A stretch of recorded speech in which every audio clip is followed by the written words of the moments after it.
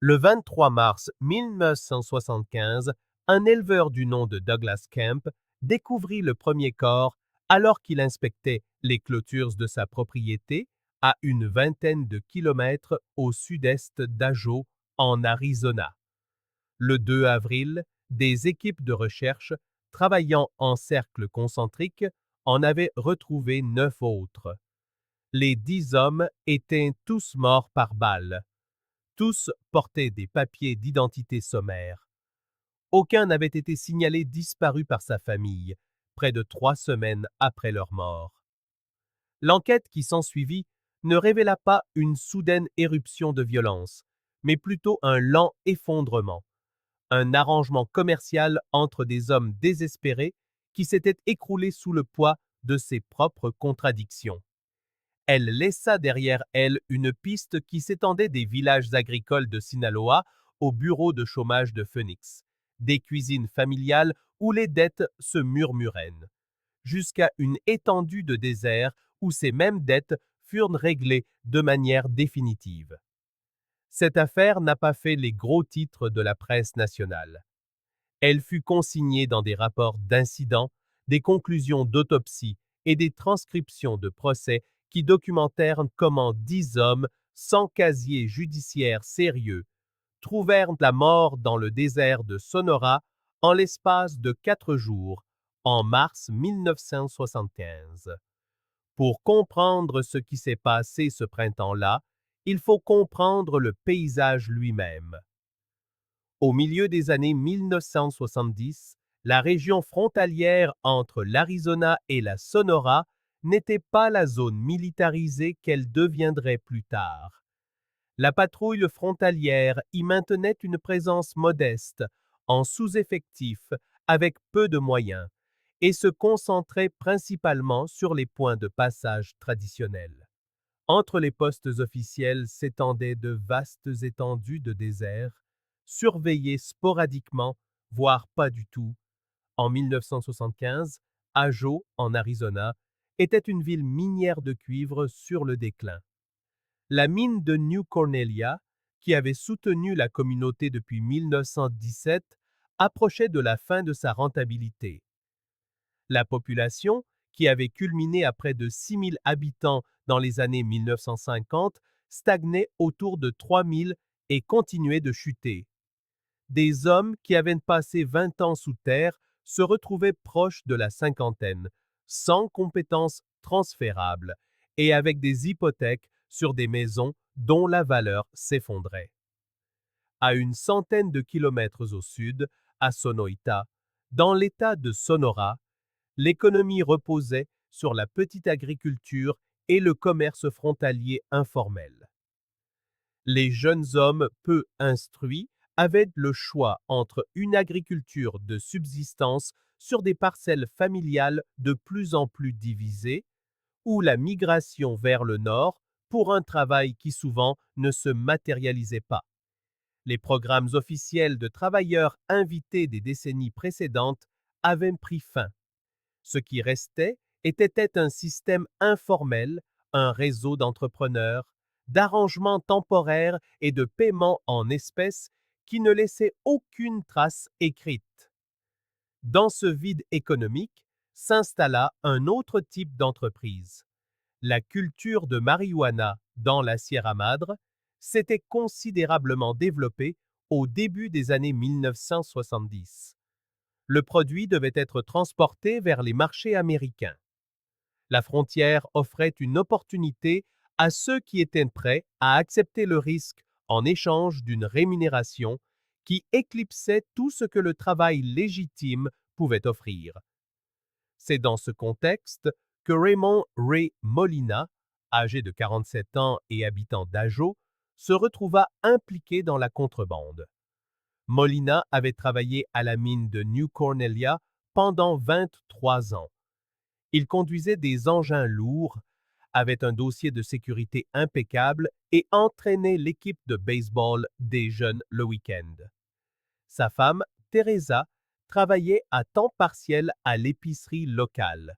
Ils avaient 3 enfants, dont 2 avaient déjà terminé le lycée, le dernier étant en avant-dernière année. Il possédait une modeste maison de 3 chambres sur Charlotte Avenue et un pick-up Chevrolet de 1968 affichant 230 000 km au compteur. En novembre 1974, la compagnie minière annonça une nouvelle vague de licenciements. L'ancienneté de Molina le protégea, mais ses heures de travail furent réduites de 40 à 28 par semaine. La baisse de salaire fut immédiate. L'hypothèque, elle, resta la même.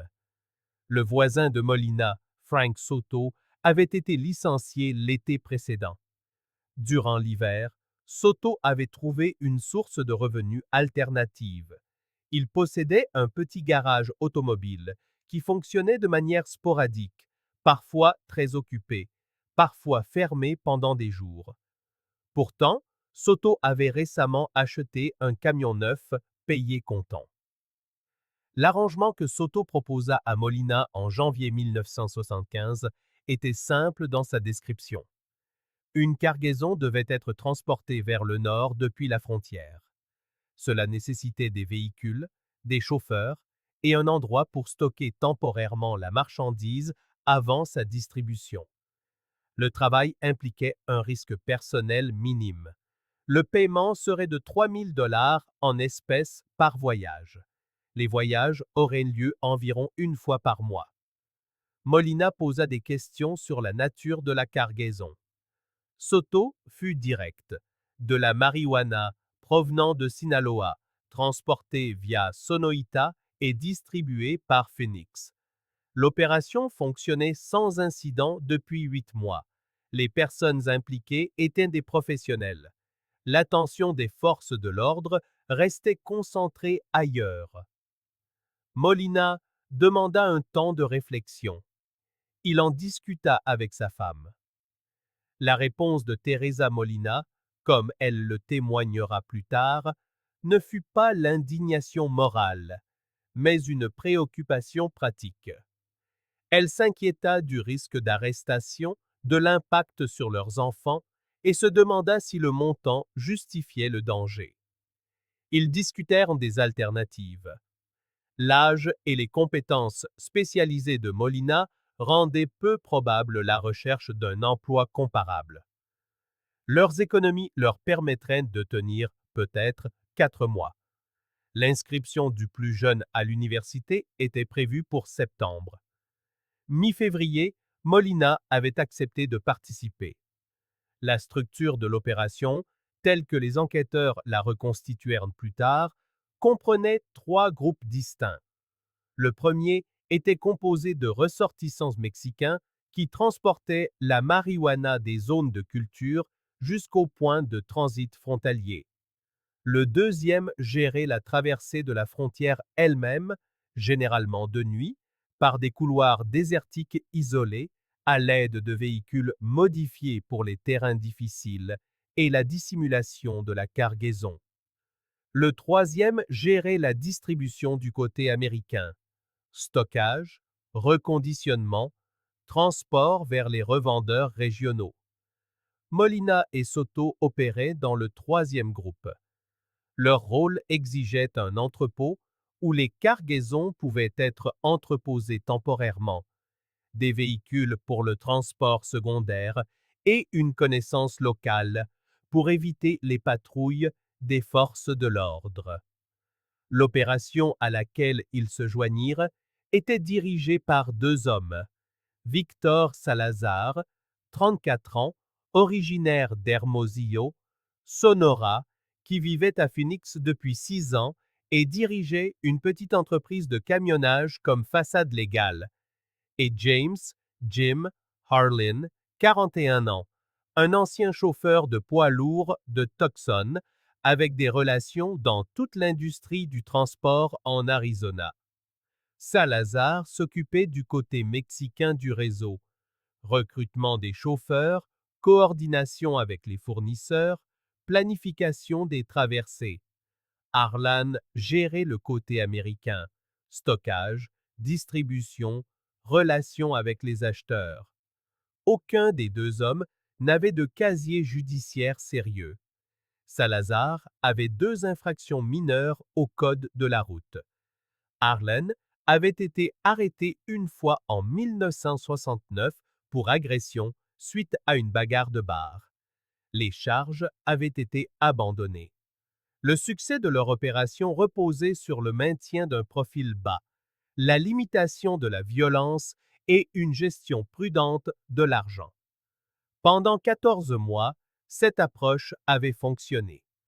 La cargaison prévue pour mars 1975 était plus importante que les précédentes, environ 360 kilos au lieu des 200 habituels. L'augmentation reflétait une demande croissante et la confiance de Salazar dans les itinéraires établis. Elle nécessitait également du personnel supplémentaire. En février, Salazar recruta 8 hommes à Sonoita et dans les environs. La plupart avaient entre 22 et 35 ans. La plupart avaient une famille. Plusieurs avaient tenté d'entrer légalement aux États-Unis pour travailler et avaient été refoulés. Tous se virent offrir 500 $ chacun pour une seule nuit de travail. Conduire des véhicules sur environ 65 km de désert, transférer la cargaison et revenir. Ce paiement représentait 3 mois de salaire d'un ouvrier agricole. Parmi les recrues se trouvait Miguel Delgado, 26 ans, qui avait travaillé sporadiquement dans la construction et dont la femme était enceinte de 7 mois de leur 3e enfant. Il y avait aussi Carlos Ruiz, 31 ans, dont le père possédait un petit garage et qui avait lui-même travaillé comme chauffeur pour diverses entreprises frontalières. Chaque homme comprenait la nature de la cargaison transportée. Chacun accepta par nécessité économique, pesant le pour et le contre du risque perçu. Le plan prévoyait que la traversée ait lieu dans la nuit du 14 mars. 3 véhicules devaient quitter Sonoita vers 23 heures, suivre des itinéraires prédéterminés et atteindre un point de transfert près de la propriété de Molina avant l'aube. Molina et Soto prendraient alors possession de la cargaison. Les chauffeurs mexicains repartiraient immédiatement vers le sud. Les conditions météorologiques étaient favorables. La lune était dans sa phase descendante, offrant l'obscurité sans être un noir complet. Les schémas de patrouille frontalière avaient été observés pendant des semaines. L'itinéraire avait déjà été utilisé avec succès 2 fois. Ce qui changea tout fut l'implication d'un 10e homme. Roberto Vega, 29 ans, ne faisait pas partie du réseau habituel de Salazar. Vega avait grandi à Caborca, Sonora, et avait déménagé à Sonoita fin 1974, après que des difficultés financières l'ont contraint à quitter une entreprise de fournitures agricoles en faillite. Il avait des dettes envers des membres de sa famille, une banque à Hermosillo et des individus dont les pratiques de prêt n'impliquaient pas de contrat formel. Vega apprit l'existence de l'opération de contrebande par des relations à Sonoita. Il approcha directement Salazar début mars pour chercher du travail. Salazar fut d'abord réticent. Il ne connaissait pas Vega personnellement et l'équipe établie n'avait pas besoin de personnel supplémentaire. Vega insista, offrant de travailler pour moins d'argent, mentionnant des connaissances mutuelles et soulignant sa situation financière désespérée. Salazar consulta Harlan. La réponse de Harlan, selon le témoignage ultérieur de Salazar, fut que l'ajout d'un élément inconnu risquait de compromettre la sécurité de l'opération. Salazar était d'accord, mais il sentait la pression des contacts mutuels mentionnés par Vega, des gens dont il avait besoin de conserver la bienveillance pour d'autres aspects de ses affaires. Un compromis fut trouvé. Vega participerait à la traversée de Mars, mais ne serait payé que 300 $, bien moins que les autres, et servirait principalement d'observateur, apprenant l'itinéraire pour un éventuel travail futur. Il voyagerait avec des chauffeurs expérimentés plutôt que de conduire son propre véhicule. Cette décision, qui semblait mineure à l'époque, modifia la trajectoire de tout ce qui allait suivre. La traversée commença comme prévu. 3 véhicules, 2 pick-up et une camionnette quittèrent Sonoita à 23h15 le 14 mars. Chacun transportait une partie des 360 kilos emballés et sécurisés pour éviter tout mouvement pendant le transit sur un terrain non pavé. Les chauffeurs avaient des cartes détaillées, des relèvements à la boussole et l'instruction de maintenir le silence radio sauf en cas d'urgence. Miguel Delgado conduisait le camion de tête avec Carlos Ruiz comme passager. Le second camion était conduit par Arturo Mendoza, 33 ans, avec Roberto Vega comme passager désigné. La camionnette était conduite par Thomas Silva, 28 ans, seul. 5 autres hommes suivaient dans 2 véhicules supplémentaires, servant de renfort en cas de panne mécanique ou de rencontre inattendue avec les forces de l'ordre. Le convoi se dirigea vers le nord, naviguant au clair de lune et de mémoire. Le terrain alternait entre des étendues plates et dures et des lits de rivières rocheux. La progression était lente, dépassant rarement les 25 km par heure, mais régulière. Vers 2h30 du matin, ils avaient parcouru une cinquantaine de kilomètres et approchaient du point de transfert prédéterminé. C'est à ce moment-là que, selon les chronologies reconstituées, Roberto Vega demanda à Arturo Mendoza d'arrêter le camion. Vega dit qu'il avait besoin d'uriner. Mendoza s'arrêta. Vega sortit du véhicule. Ce qui se passa durant les 10 minutes suivantes reste partiellement flou. Ce qui est établi par les preuves matérielles et les déclarations ultérieures, c'est que Vega ne se contenta pas de se soulager et de revenir. Au lieu de cela, il se dirigea vers l'arrière du camion et commença à examiner la cargaison. Mendoza, remarquant le délai, sortit du siège du conducteur et trouva Vega en train de déballer l'un des paquets. Mendoza lui demanda ce qu'il faisait. Cette question révéla immédiatement plusieurs choses. Premièrement, que Vega n'avait pas été transparent sur ses intentions en rejoignant l'opération. Deuxièmement, qu'il croyait pouvoir négocier des accords indépendants en utilisant un produit qui ne lui appartenait pas. Troisièmement, qu'il avait fondamentalement mal compris la nature de l'entreprise dans laquelle il était entré. Mendoza dit à Vega de remballer le paquet et de remonter dans le camion. Vega refusa. Il dit que l'opération était désorganisée, que Salazar sous-payait tout le monde et que des hommes plus intelligents pourraient gagner plus d'argent en éliminant les intermédiaires. Mendoza répéta son ordre avec plus d'insistance. Vega haussa le ton, suggérant que Mendoza lui-même se faisait avoir et devrait envisager d'autres arrangements. À ce moment-là, les autres véhicules avaient remarqué l'arrêt du camion de tête et s'approchaient pour voir ce qui se passait. Carlos Ruiz et Miguel Delgado s'approchèrent. Thomas Silva resta avec la camionnette, mais à portée de voix. La confrontation devint plus bruyante. Vega accusa l'équipe de lâcheté pour avoir accepté un si bas salaire. Il suggéra qu'il pourrait vendre toute la cargaison de manière indépendante et se partager les bénéfices. Delgado répondit qu'une telle action les mettrait en conflit avec les fournisseurs et les acheteurs, des gens qui n'accepteraient pas un vol sans conséquence. Vega balaya cette préoccupation.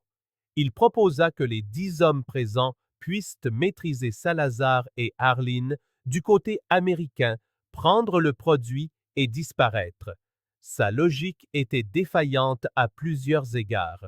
Elle supposait que Salazar et Arline travaillaient seuls, qu'ils n'avaient pas de relation, que 360 kilos de marijuana pouvaient être vendus rapidement par des personnes inexpérimentées, et qu'une telle trahison n'entraînerait pas de représailles violentes. La dispute dura près de 20 minutes. D'autres membres de l'équipe se joignirent à la discussion. Certains prirent le parti de Mendoza, insistant pour honorer l'accord. D'autres hésitèrent, intrigués par les promesses de Vega d'un plus gros paiement, mais incertains des risques. Finalement, Miguel Delgado prit une décision. Il dit directement à Vega que l'équipe continuerait comme prévu et que Vega pouvait soit s'y conformer, soit être laissé dans le désert pour rentrer au Mexique par ses propres moyens. C'est alors que Vega sortit un revolver de calibre .38 qu'il avait dissimulé sous sa veste. L'apparition de l'arme changea tout. Plusieurs membres de l'équipe se saisirent de leurs propres armes à feu, des armes portées principalement pour se défendre contre la faune ou d'éventuels voleurs, mais maintenant brandis les uns contre les autres. Vega exigea que l'équipe écoute sa proposition. Il répéta qu'il se faisait exploiter et que son plan profiterait à tout le monde. Il gesticulait avec le pistolet pour appuyer ses dires, bien qu'il ne le pointât initialement sur personne. Carlos Ruiz tenta de calmer la situation. Il parla calmement, reconnaissant la frustration de Vega, suggérant qu'il pourrait discuter d'autres arrangements après avoir terminé le travail en cours. Vega rejeta cette proposition, insistant sur le fait que les décisions devaient être prises immédiatement, qu'une fois la cargaison livrée à Salazar et Harlin, l'opportunité serait perdue. Arturo Mendoza arriva à une conclusion différente. Il témoignera plus tard qu'il avait jugé le comportement de Vega instable, peut-être dû à la drogue ou à une crise mentale, et que permettre à Vega de continuer avec le groupe représentait un risque inacceptable. Mendoza sortit son propre pistolet de calibre 45 et ordonna à Vega de poser son arme. Vega refusa. Il se tourna pour faire face directement à Mendoza, levant son revolver. Qu'il ait eu l'intention de tirer ou qu'il ait simplement fait un geste menaçant reste contesté.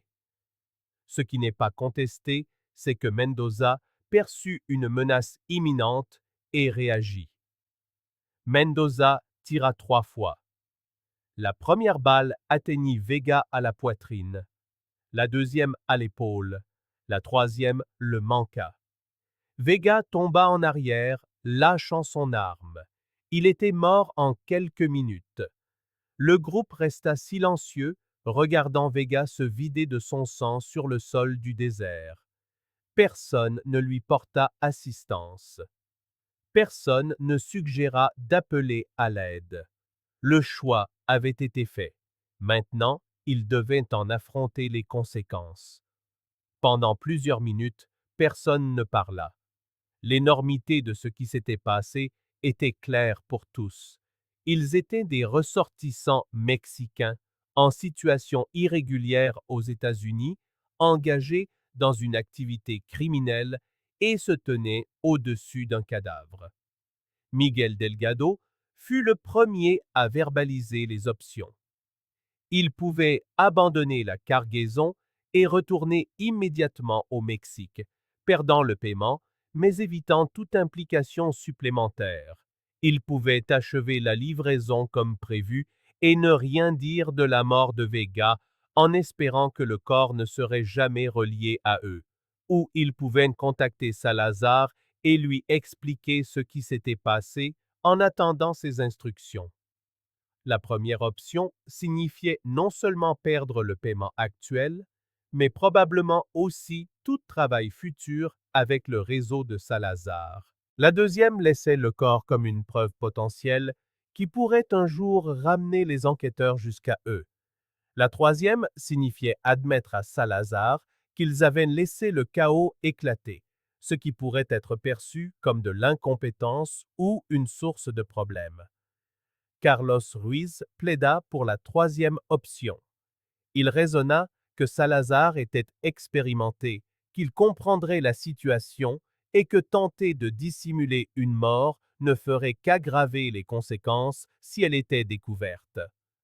D'autres n'étaient pas d'accord, croyant que Salazar considérerait la mort de Vega comme une menace pour toute l'opération et réagirait durement. Arturo Mendoza, celui qui avait tiré, préconisa de terminer la livraison sans signaler l'incident. Il argua que Vega avait agi seul, que personne à Sonoita ne poserait de questions sur un homme endetté qui disparaissait, et que le désert dissimulerait le corps indéfiniment s'il le déplaçait loin de la piste. La discussion se poursuivit pendant près d'une heure. Pendant ce temps, l'aube approchait, réduisant leurs fenêtres pour terminer la traversée en toute sécurité. La pression pour prendre une décision s'intensifia. Finalement, un plan émergea, non par consensus, mais par épuisement et par peur. Ils termineraient la livraison à la propriété de Molina comme prévu. Ils enterreraient le corps de Vega dans le désert, marquant l'emplacement discrètement pour pouvoir le récupérer plus tard si nécessaire. Ils diraient seulement à Salazar que Vega était devenu peu fiable et avait été renvoyé au Mexique. Après avoir reçu leur paiement, ils retourneraient à leur vie normale et ne parleraient plus jamais de ce qui s'était passé. Ce plan ne satisfaisait personne, mais semblait minimiser le risque immédiat. Ils enveloppèrent le corps de Vega dans une bâche de la camionnette, le placèrent dans la benne du second camion et continuèrent vers le nord. Ils arrivèrent à la propriété de Molina à 5h40 avec environ 3 heures de retard. Molina et Soto attendaient dans une anxiété croissante, ne sachant s'ils devaient abandonner le point de rendez-vous ou continuer à tenir leur position. L'arrivée tardive fut le premier indice que quelque chose avait mal tourné. Le transfert de la cargaison fut rapide. La marijuana fut déchargée dans un cabanon de la propriété de Molina, préparé à cet effet. L'équipe mexicaine travailla efficacement, en silence. Molina sentit la tension, mais ne posa pas de questions. Dans ce genre d'affaires, l'ignorance offrait souvent une protection. Une fois le déchargement terminé, Miguel Delgado parla en privé avec Molina. Il expliqua qu'il y avait eu un problème de personnel pendant la traversée, mais que cela avait été résolu. Il demanda à Molina s'il connaissait un endroit où quelque chose pourrait être enterré temporairement sans risque d'être découvert. Molina demanda ce qu'il fallait enterrer. La réponse de Molina, comme il le témoignera plus tard, fut un refus immédiat. Il déclara qu'il avait accepté de transporter de la marijuana, pas d'aider à se débarrasser de corps. Il dit à Delgado de ramener leurs problèmes de l'autre côté de la frontière et de s'en occuper là-bas. Delgado expliqua que ce n'était pas possible, qu'ils étaient déjà en retard, que continuer à transporter un corps augmentait le risque de se faire prendre et que s'ils étaient arrêtés par la patrouille frontalière avec un cadavre dans leur véhicule, toute l'opération s'effondrerait de manière spectaculaire. Molina resta ferme. Il dit que sa propriété ne pouvait en aucun cas être liée à une mort. Il leur suggéra de creuser une tombe quelque part en plein désert, loin de toute route ou bâtiment. Cette conversation dura peut-être 10 minutes. Pendant ce temps, Frank Soto attendait à proximité, entendant des bribes de l'échange. Soto s'approcha et demanda directement ce qui s'était passé. Delgado lui fit un bref résumé. L'un des membres de l'équipe avait menacé les autres, avait été abattu en état de légitime défense et il fallait maintenant s'en débarrasser. La réaction de Soto fut différente de celle de Molina. Soto posa des questions pratiques. Quand la mort était-elle survenue? Qui avait tiré? Y avait-il des témoins en dehors de l'équipe présente? L'arme était-elle toujours sur les lieux? Delgado répondit à chaque question. Soto réfléchit, puis fit une proposition. Il connaissait un endroit à une dizaine de kilomètres de la propriété de Molina, un lit de rivière asséché qui s'inondait lors des fortes pluies, mais restait sec la plupart de l'année. Le sol était sablonneux, facile à creuser. L'endroit était rarement visité. S'ils enterraient le corps là, et profondément, il pourrait ne jamais être retrouvé. Molina objecta. Il ne voulait aucune implication. Soto rétorqua qu'ils étaient déjà impliqués, que l'équipe était arrivée sur leur propriété, que la cargaison avait été transférée et que si le corps était découvert avec des preuves le reliant à cette opération, Molina subirait les conséquences, qu'il ait aidé à s'en débarrasser ou non. Cet argument était pragmatique plutôt qu'éthique. Soto ne suggérait pas qu'aider à disposer du corps était moralement juste. Il suggérait que c'était tactiquement nécessaire. Molina continua de résister, mais sa résistance faiblit à mesure que les implications devenaient claires. Finalement, à contre-cœur, Molina accepta de montrer à l'équipe l'endroit que Soto avait décrit. Il insista sur le fait que ce serait sa seule et unique implication.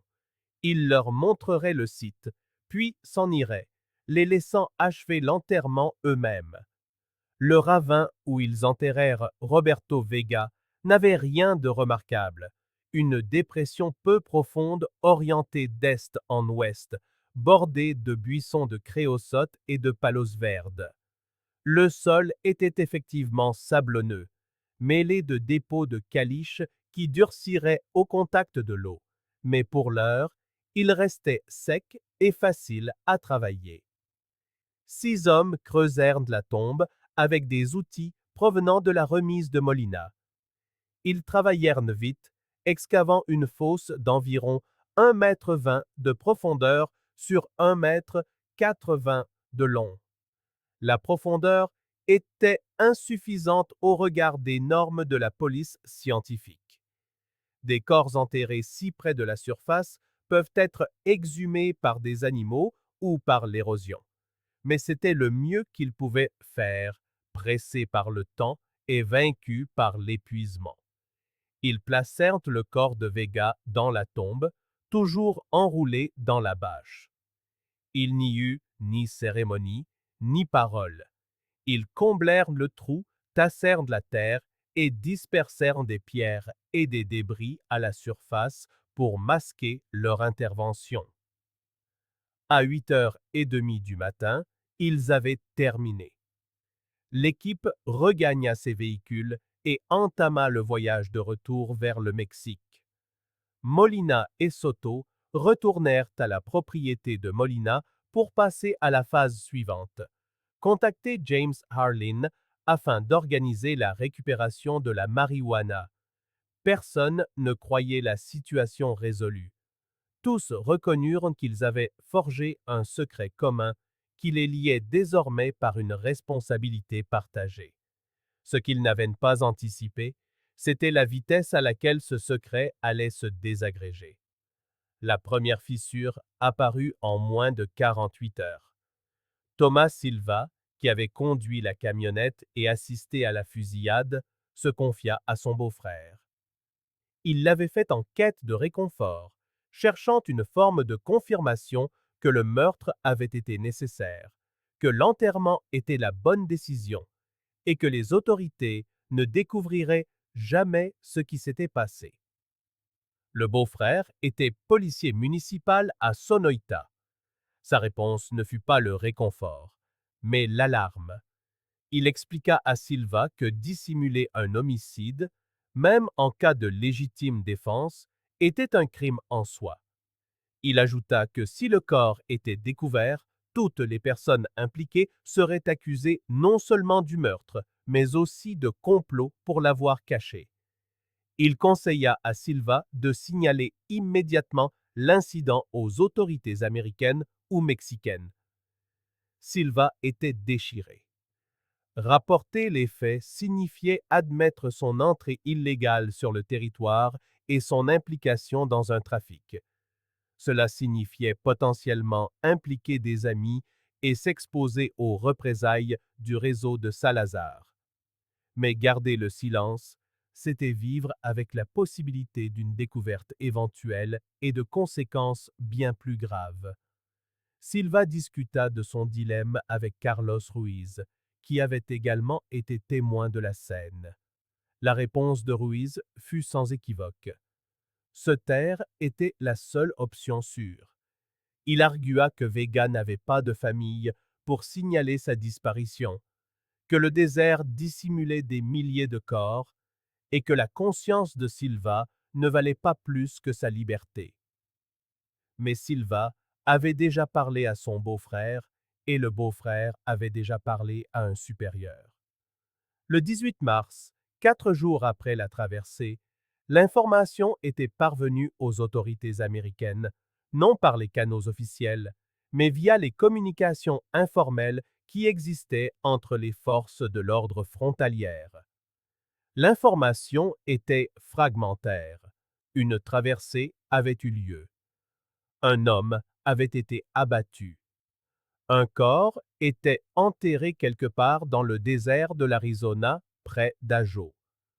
Aucun nom n'avait été fourni. Aucune localisation précise n'avait été donnée. Néanmoins, le bureau du FBI à Tucson ouvrit une enquête préliminaire. Au même moment, Victor Salazar avait acquis la certitude que quelque chose n'allait pas. L'équipe mexicaine avait bien livré la cargaison, mais leur attitude était étrange. Salazar avait l'habitude de lire dans les gens, de déceler le mensonge, de voir la peur remplacer la confiance. Miguel Delgado, en particulier, s'était montré évasif lorsqu'on l'avait interrogé sur la traversée. Au cours des jours suivants, Salazar contacta chaque membre de l'équipe individuellement. L'histoire qu'il racontait était cohérente. Vega était devenu imprévisible, avait manifesté l'intention de voler la marchandise et avait été renvoyé à Sonoita pour éviter d'autres problèmes. Aucune mention de violence. Salazar ne crut pas à cette version. Il connaissait Vega de loin et trouvait invraisemblable qu'on l'ait renvoyé à pied à travers plus de 60 kilomètres de désert. Salazar savait aussi que laisser partir une personne au courant de l'opération, en colère et potentiellement pleine de ressentiment, créait un risque pour la sécurité. Le 19 mars, Salazar se rendit personnellement à Sonoita pour enquêter. Il parla à des gens qui connaissaient Vega. Il demanda si Vega était revenu. Personne ne l'avait vu. Son petit appartement était vide, mais intact. Ses quelques affaires étaient toujours en place. Rien n'indiquait un départ volontaire. Le 20 mars, Salazar confronta Arturo Mendoza. La conversation fut privée, mais Mendoza la décrira plus tard aux enquêteurs. Salazar demanda directement ce qui était arrivé à Vega. Mendoza s'en tint à la version précédente. Salazar déclara qu'il n'y croyait pas et exigea la vérité. Sous la pression, Mendoza admit qu'il y avait eu une altercation. Il dit que Vega avait sorti une arme et que lui, Mendoza, avait agi en légitime défense. Il ajouta que le corps avait été enterré en Arizona et que tous les participants s'étaient mis d'accord pour garder le silence. La réaction de Salazar fut une fureur contenue. Il n'explosa pas, ne menaça pas. Au lieu de cela, il expliqua précisément pourquoi cette situation était une catastrophe. Un corps dans le désert, liée à une opération de contrebande, exposait tout le monde, les fournisseurs mexicains, les distributeurs américains, le réseau financier qui soutenait de multiples opérations. Même si le corps n'était jamais retrouvé, le fait que 10 hommes connaissaient son emplacement représentait 10 points de défaillance potentiels. Salazar voyait peu d'options. La solution idéale aurait été de ne jamais autoriser Vega à se joindre à l'opération. Ce choix était derrière eux. La deuxième meilleure solution aurait été de signaler immédiatement la fusillade comme un acte de légitime défense, d'accepter les complications juridiques qui en découleraient et de la dissocier des accusations de trafic. Ce choix était également derrière eux. L'enterrement avait transformé la légitime défense en dissimulation d'homicide. Il ne restait plus qu'à limiter les dégâts. Salazar consulta James Harlin. L'analyse de Harlin était la suivante. Si la police apprenait l'existence du corps, l'enquête remonterait inévitablement jusqu'à eux en passant par l'équipe. Leurs entreprises légitimes seraient démasquées comme des façades. Leurs contacts prendraient leur distance. Des années d'opérations menées avec soin s'effondreraient. Harlin proposa une approche alternative d'une logique impitoyable. Si les membres de l'équipe qui avaient assisté à la mort de Vega étaient eux-mêmes éliminés, le corps dans le désert deviendrait une affaire non résolue. Pas de témoins, pas de lien avec une opération plus vaste, simplement un inconnu de plus mort dans le désert, parmi les nombreux qui y mouraient chaque année. Salazar rejeta d'abord cette proposition.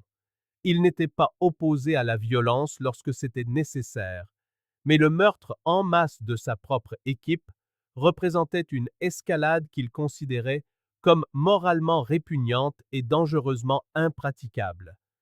Il soutenait que tuer 10 hommes attirerait bien plus l'attention des enquêteurs qu'une seule mort inexpliquée.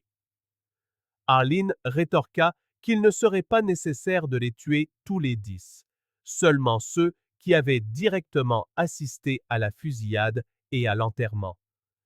Les autres pourraient être payés et relâchés avec des avertissements clairs sur les conséquences de la parole.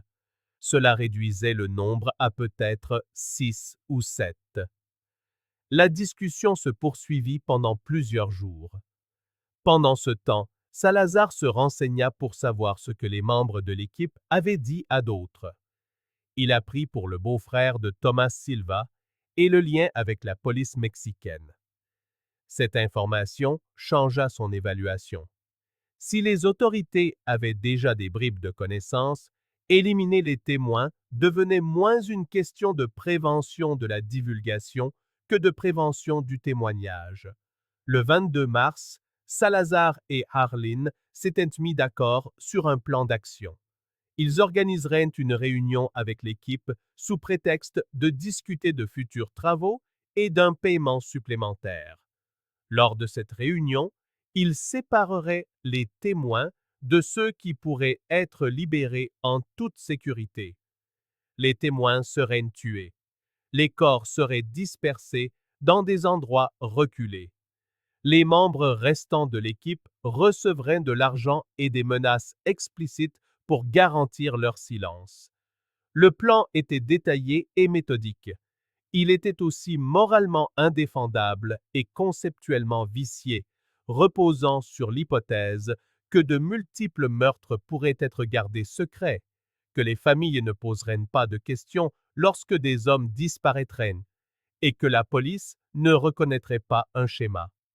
Néanmoins, ils allèrent de l'avant.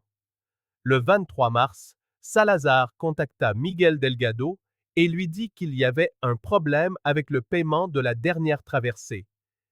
Il expliqua que pour résoudre le problème, l'équipe devait rencontrer Harlin en personne.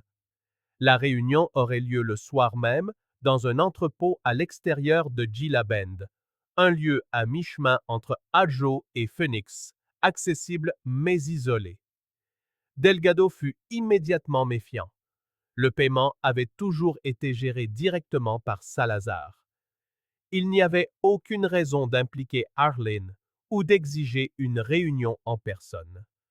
Delgado demanda des éclaircissements. Salazar se contenta de dire que la situation était compliquée et devait être réglée en face à face. Delgado en parla avec Carlos Ruiz. Ruiz partagea sa suspicion. Ils se demandèrent si la réunion pouvait être un piège. Ruiz suggéra de ne pas y aller. Delgado craignait qu'un refus ne confirme les soupçons de Salazar et n'accélère toute action qu'il prévoyait. Ils parvinrent à un compromis. Ils iraient à la réunion, mais armés et prêts à fuir immédiatement si la situation leur semblait dangereuse. Ils diraient aux autres membres de l'équipe de faire de même. Cette décision reflétait leur compréhension incomplète de la situation. Ils percevaient le danger, mais en sous-estimaient l'ampleur. Ils croyaient pouvoir se protéger en étant prêts. Ils n'envisageaient pas que Salazar et Harlin aient pu atteindre un point où leur mort semblait nécessaire plutôt que facultative.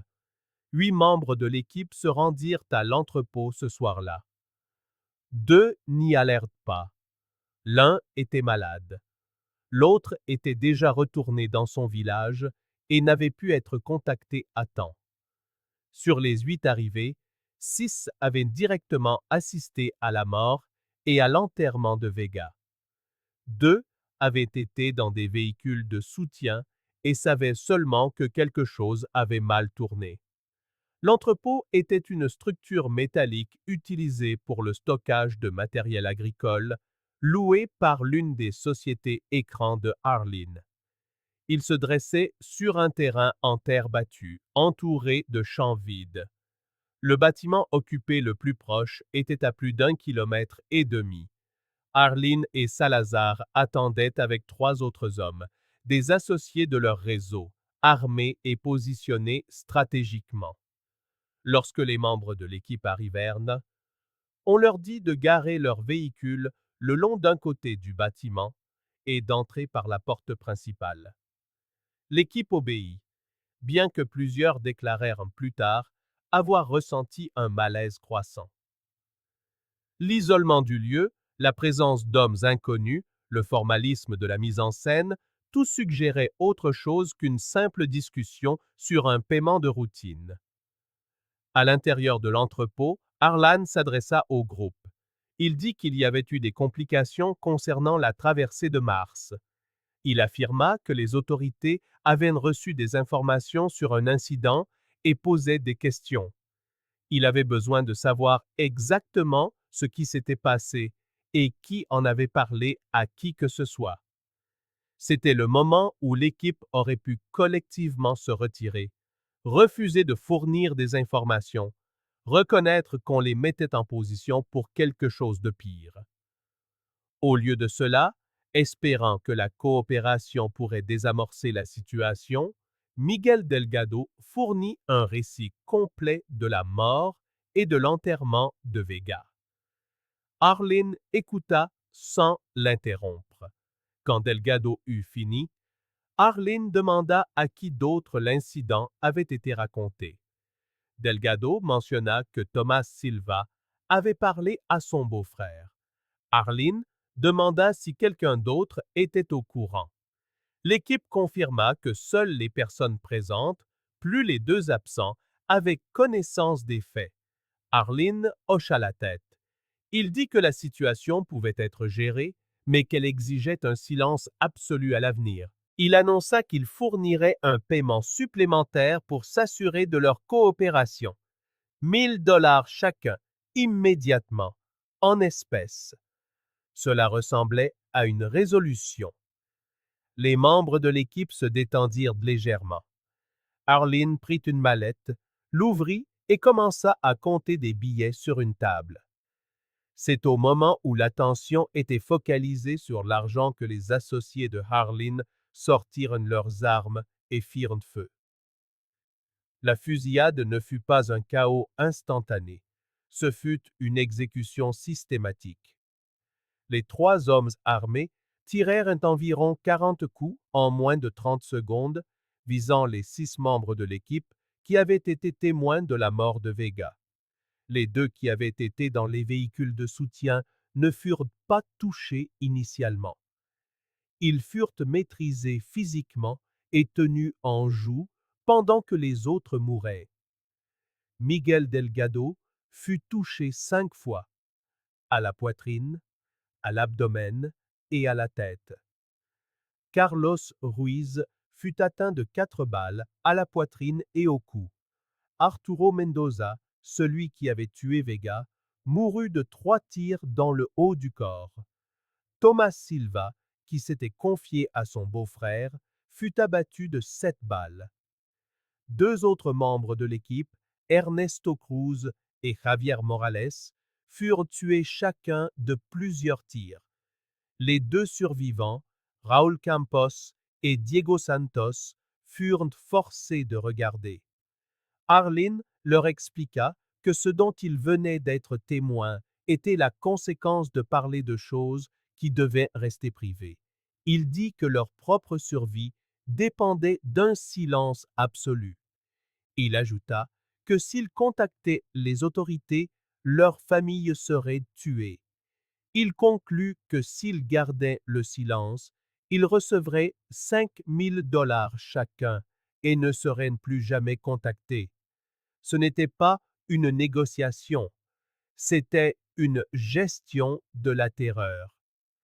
Arlene savait que ces 2 hommes seraient traumatisés, que le traumatisme rend les gens imprévisibles et que cette imprévisibilité menaçait la sécurité opérationnelle.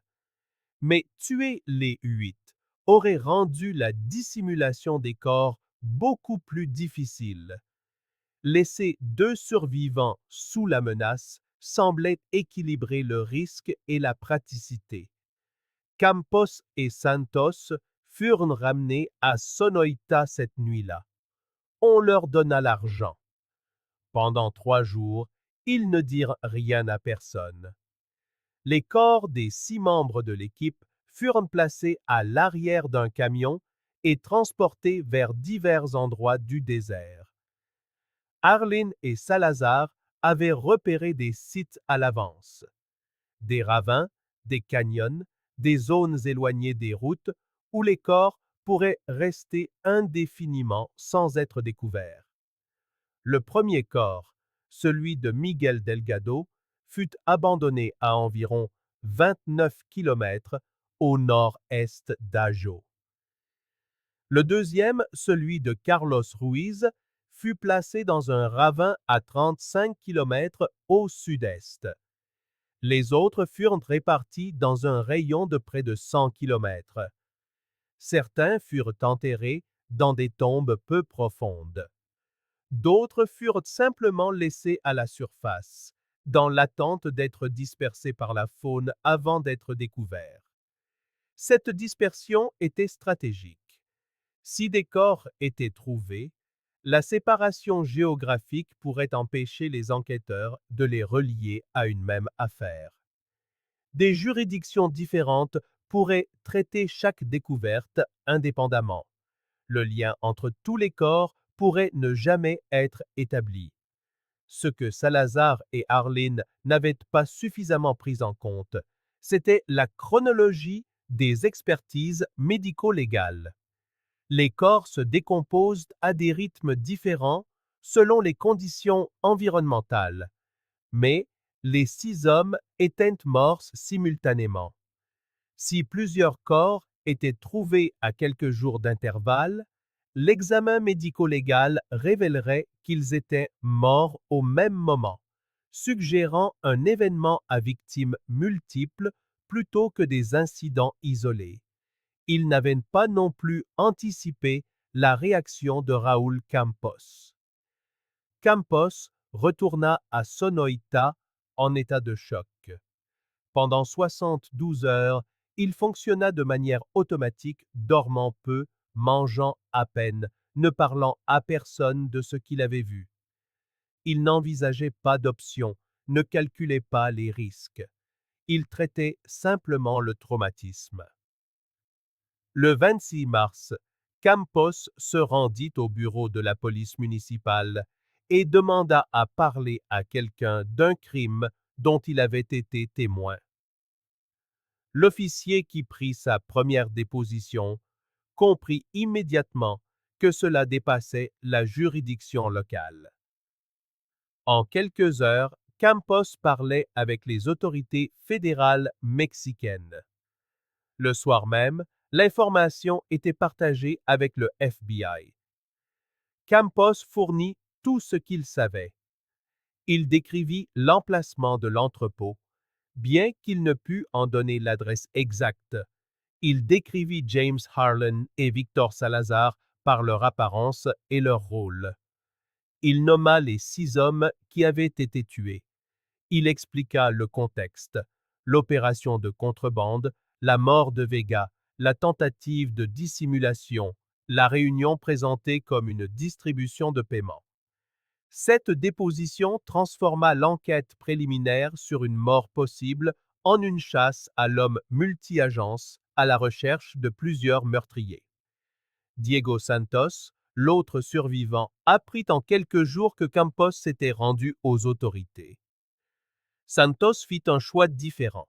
Il s'enfuit dans un village du Durango où il avait de la famille éloignée, coupant tout contact avec ceux qu'il avait connus à Sonoita. Il ne parla aux enquêteurs que lorsqu'ils le localisèrent 6 semaines plus tard. Le FBI établit un poste de commandement à Ajo le 27 mars. Les forces de l'ordre fédéral, étatique et local commencèrent à coordonner les efforts de recherche. Les informations de Campos fournissaient une direction. Plusieurs corps répartis dans des zones désertiques au nord-est et au sud-est d'Ajo. Mort survenue aux alentours du 23 mars. Un éleveur, Douglas Kemp, découvrit le premier corps l'après-midi du 27 mars en vérifiant ses clôtures. Le corps avait été partiellement dévoré par les coyotes, mais était encore en grande partie intact. L'emplacement correspondait à la zone approximative décrite par Campos. Au cours des 6 jours suivants, les équipes de recherche retrouvèrent 5 autres corps. L'identification fut compliquée. Plusieurs hommes ne portaient aucun papier, la décomposition était avancée et les dossiers dentaires des ressortissants mexicains n'étaient pas immédiatement disponibles. Les empreintes digitales permirent d'identifier 2 victimes. Les membres des familles qui avaient signalé la disparition de leurs proches identifièrent finalement les autres. La 6e victime, Javier Morales, ne fut retrouvée que le 2 avril. Son corps était le plus éloigné de la zone de recherche initiale, nécessitant une extension du quadrillage. Les autopsies confirmèrent que les 6 hommes étaient morts de blessures par balle entre le 22 et le 24 mars. L'analyse balistique indiqua qu'au moins 3 armes à feu différentes avaient été utilisées. La nature systématique des meurtres, multiples tirs dans des zones vitales, schéma similaire pour toutes les victimes, suggérait une exécution plutôt qu'un combat. Avec le témoignage de Campos comme fil conducteur, les enquêteurs commencèrent à remonter le fil pour identifier tous les participants. Ray Molina et Frank Soto furent identifiés grâce au registre de propriété et à leurs associations connues. James Harlan fut identifié par ses relations d'affaires et les immatriculations de ses véhicules. Victor Salazar fut identifié grâce à des entretiens avec des résidents de Sonoita et la police mexicaine. Des mandats d'arrêt furent émis le 3 avril. Molina et Soto furent arrêtés à leur domicile à Ajo sans incident. Tous deux nièrent d'abord toute implication, puis admirent avoir facilité le stockage de la marijuana, mais nièrent avoir connaissance de meurtre.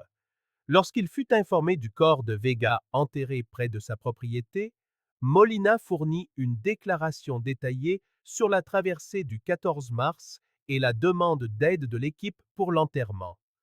Harlan fut arrêté à Tucson le 5 avril. Il tentait de détruire des documents liés à sa société de transport. Factures, planning, liste de contacts. Les agents fédéraux récupérèrent des documents partiellement brûlés dans un baril derrière son bureau. Arlen refusa de faire toute déclaration et demanda un avocat. Salazar s'était enfui au Mexique. Il fut localisé à Mazatlan le 9 avril et arrêté par les autorités mexicaines. La procédure d'extradition commença immédiatement. Salazar lutta contre son extradition pendant 8 mois, arguant qu'il ne bénéficierait pas d'un procès équitable devant les tribunaux américains, mais fut finalement remis aux autorités de l'Arizona en décembre 1975.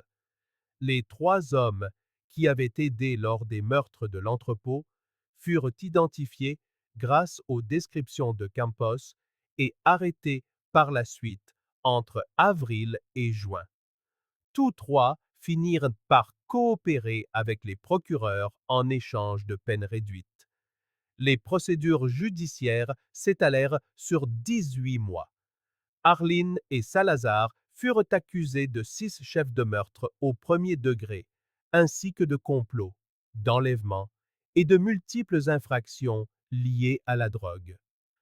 Molina et Soto firent face à des accusations de complot, de complicité après les faits et de trafic de drogue. Les 3 associés furent accusés de meurtre au second degré. Le procès de Arlen commença en février 1976. L'accusation présenta le témoignage de Campos, les preuves médico-légales provenant des corps et des preuves documentaires reliant Arlen à l'entrepôt. La défense plaida que Campos était un témoin peu fiable, un participant à des activités criminelles qui témoignait pour éviter lui-même des poursuites. La défense suggéra des scénarios alternatifs dans lesquels Arlen n'était pas présent lors des meurtres. Le jury délibéra pendant 4 jours avant de rendre des verdicts de culpabilité sur tous les chefs d'accusation de meurtre. Arlen fut condamné à 6 peines de prison à vie consécutive sans possibilité de libération conditionnelle. Le procès de Salazar eut lieu en août 1976. Sa stratégie de défense différait. L'avocat de Salazar ne contesta pas que les meurtres avaient eu lieu, mais soutint que Salazar avait tenté de les empêcher, que Arlen avait agi de manière indépendante et que le rôle de Salazar se limitait à la logistique plutôt qu'à la violence. Cet argument fut contredit par le témoignage des 3 associés, qui déclarèrent que Salazar et Arlen avaient tous deux planifié ensemble la réunion à l'entrepôt. Salazar fut reconnu coupable de 5 chefs de meurtre au premier degré, le jury ayant estimé les preuves insuffisantes sur un chef et fut condamné à 5 peines de prison à vie consécutive. Molina et Soto firent l'objet de procès distincts. Tous deux furent reconnus coupables de complot et de trafic de drogue. Molina écopa de 8 ans. Soto reçut 10 ans, la différence reflétant sa plus grande initiative dans la suggestion de lieux d'inhumation et la fourniture d'outils. Les 3 complices écopèrent de peines allant de 15 à 25 ans de prison en échange de leurs témoignages. Arturo Mendoza, l'homme qui avait tué Roberto Vega, ne fut jamais inculpé. Il était déjà mort, abattu dans l'entrepôt. La question de savoir si son acte relevait de la légitime défense ou d'un usage excessif de la force ne fut jamais tranchée par un tribunal. Les enquêteurs conclurent que le fait que Vega ait dégainé une arme justifiait la réaction de Mendoza au nom de la doctrine de la menace imminente. Cependant, la dissimulation ultérieure du corps transforma cet homicide justifiable en association de malfaiteurs. Les familles des 10 hommes décédés ne reçurent aucune compensation. Des ressortissants mexicains tués en pleine activité illégale sur le sol américain n'avaient pas qualité pour intenter une action civile contre les biens limités de Molina, de Soto ou des autres accusés emprisonnés. Plusieurs familles tentèrent une action en justice devant les tribunaux mexicains, mais sans jamais trouver de voie de recours viable. Teresa Molina divorça de son mari pendant son incarcération. Leur plus jeune enfant dut s'inscrire dans une université locale, loin du campus prestigieux dont ils avaient rêvé. La maison familiale fut vendue pour couvrir les frais de justice. La communauté d'Ajo, déjà sur le déclin, ajouta une nouvelle tragédie à son histoire de faillites économiques et de futurs brisés. La filière de contrebande que Salazar et Harlan avaient mise en place continua de fonctionner sous une autre direction. La demande de marijuana ne faiblit pas. Le désespoir économique qui poussait les hommes à accepter des travaux risqués ne diminua pas. La frontière demeurait une passoire, perméable à qui osait s'y aventurer. 8 mois après la fin des procès, un autre corps fut retrouvé dans le désert de l'Arizona. Un jeune homme de Sonora, mort de déshydratation après avoir été séparé d'un groupe de clandestins. Il n'avait aucun lien avec l'affaire de 1975. Il n'était qu'une victime de plus dans l'équation permanente du risque, du désespoir et de l'opportunité qui définissait la région frontalière. De cette affaire, quand on s'en souvient, on retient surtout quel est l'exemple de la façon dont les entreprises criminelles dévorent leurs propres acteurs. 10 hommes sont morts. L'un, lors d'une confrontation paniquée entre conspirateurs. 6 autres, froidement éliminés par leurs employeurs. Et les 3 derniers, dont la mort ne fut évitée que par le courage moral d'un survivant traumatisé qui, malgré les menaces pesant sur sa famille, choisit de témoigner plutôt que de se taire. Aucun de ces 10 hommes n'était par nature un criminel violent. Roberto Vega, acculé par les dettes et le désespoir, prit des décisions catastrophiques. Les membres de son équipe, morts à ses côtés, étaient des travailleurs cherchant un revenu supérieur à celui que l'emploi légal pouvait leur offrir. Arturo Mendoza s'est défendu lorsqu'il a été menacé, mais ses choix ultérieurs ont transformé la légitime défense en complicité et en dissimulation. Ray Molina s'était persuadé que stocker de la marijuana était une limite qu'il pouvait franchir, pour découvrir que dans le monde du crime, les frontières sont fluides et que chaque transgression rend la suivante plus difficile à refuser. James Harlan et Victor Salazar n'étaient pas des méchants de caricature. C'étaient des hommes d'affaires opérant sur un marché illégal, appliquant à la résolution de leurs problèmes la même efficacité impitoyable que des entrepreneurs légitimes pourraient appliquer pour éliminer la concurrence ou gérer un risque. Leur violence était instrumentale, non sadique.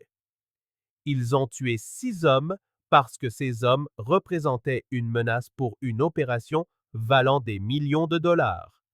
Le calcul était froid, mais il suivait une certaine logique, celle de la survie de l'organisation qui prime sur la vie des individus. C'est ce qui rend cette affaire instructive, et pas seulement tragique.